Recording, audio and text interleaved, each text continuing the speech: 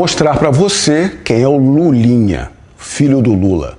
O retrato exato daqueles que se utilizam do poder para enriquecerem ilicitamente e serem blindados pelo sistema.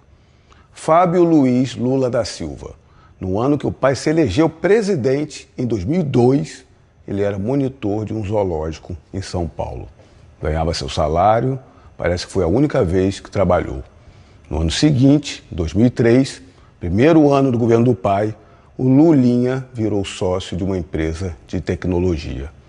Em seguida, essa empresa recebeu 5 milhões de reais da Telemar, uma concessionária de telefonia que dependia do governo federal. Dali em diante, o Lulinha se tornou um empresário milionário, com movimentação financeira de 19 milhões e meio de reais em apenas 4 anos. Hoje ele mora na Espanha, bancado por empreiteiras que têm contratos com o governo do pai. Em mais de 20 anos, o nome do Lulinha passou por diversos inquéritos da Polícia Federal, passou por Lava Jato, CPMI dos Correios, Operação Mapa da Mina e agora está no maior escândalo previdenciário da história do Brasil.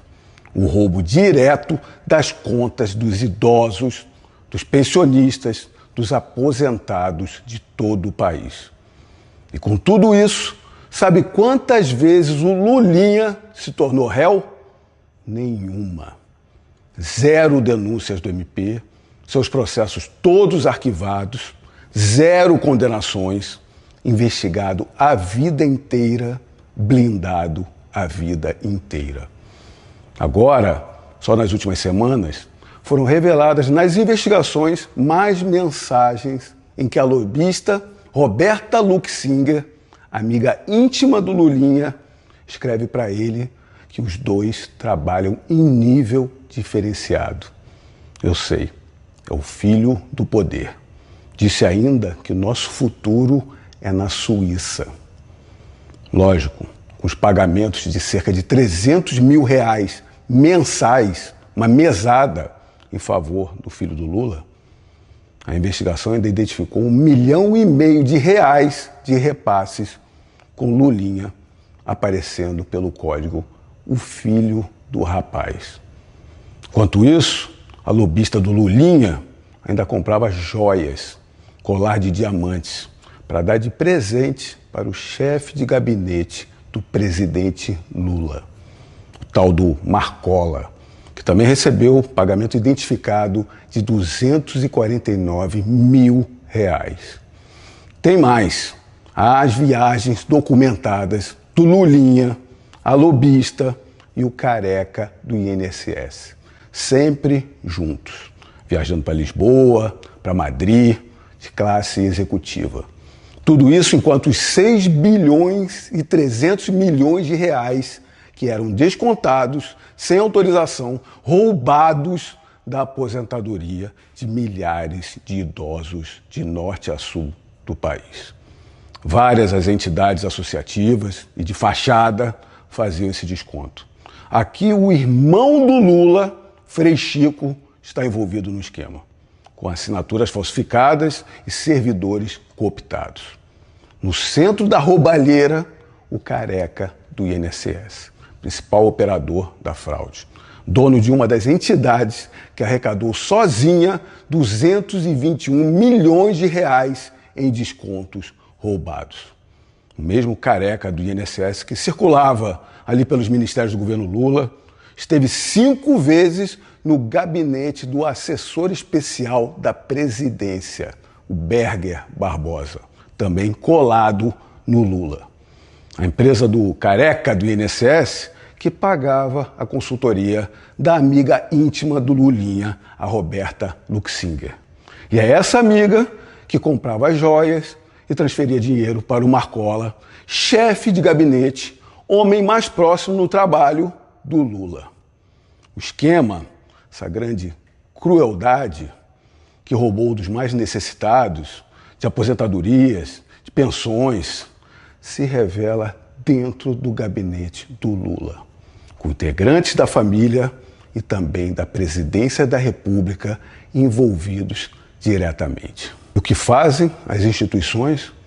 Em março de 2026, a CPMI do INSS aprovou a quebra de sigilo bancário e fiscal do Lulinha. Horas depois dos extratos chegarem, Flávio Dino, ministro do STF, indicado pelo Lula, anulou a quebra.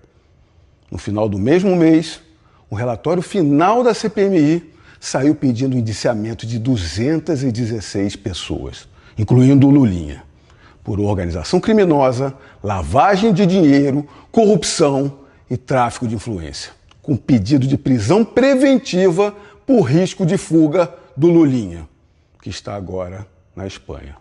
O relatório foi derrubado, a CPMI acabou sem conclusão.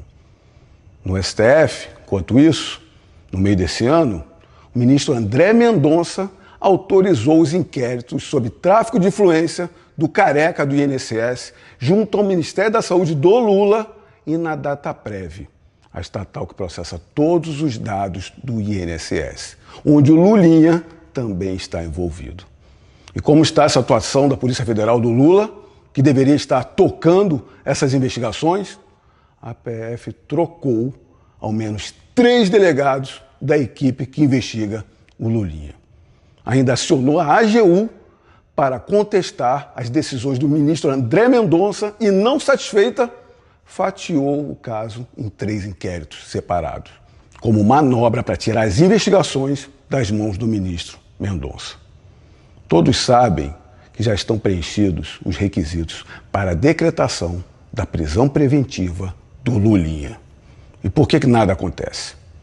O ministro, o juiz do processo, por lei, ele não pode decretar sozinho de ofício. Ele necessita de um pedido de prisão da polícia ou do MP, o PGR. Só que até hoje o Lulinha não tem contra ele nem pedido para ser ouvido a prestar esclarecimentos. Quanto mais um pedido de cautelar. Está claro que a PF quer deixar para depois das eleições. É clara a blindagem e a politicagem dentro da Polícia Federal, uma instituição antes tão respeitada. Todos já deveriam saber que nada disso é acidente. Esse é o modo do PT de governar. Lembra do mensalão? A compra dos votos no Congresso com dinheiro público? A destruição da representatividade popular? Do Petrolão? Cerca de 10 bilhões de reais em propina na Petrobras? Montaram um cartel de empreiteiras, saqueou a maior empresa do país. O roubo de uma riqueza nacional de todos os brasileiros. Das empreiteiras, que ainda confessaram na justiça americana terem pago 788 milhões de dólares em propina em 12 países. O BNDES financiava as obras em Cuba e na Venezuela e vinha o calote bilionário desses regimes para o contribuinte brasileiro pagar. Dinheiro público sustentando obras de ditaduras lá fora, enquanto faltava recurso no Brasil para os brasileiros. Abram os olhos dos desavisados, dos isentos, dos indecisos. Um 4º mandato do Lula não é opção. É uma sentença de destruição do Brasil. Esse país precisa de mudança, precisa de decência, precisa de trabalho, precisa de um governo que respeite o dinheiro do trabalhador e do aposentado. Em 2026, a resposta é nossa. Vamos fazer o Brasil vencer. É Flávio Bolsonaro, 22, presidente do Brasil.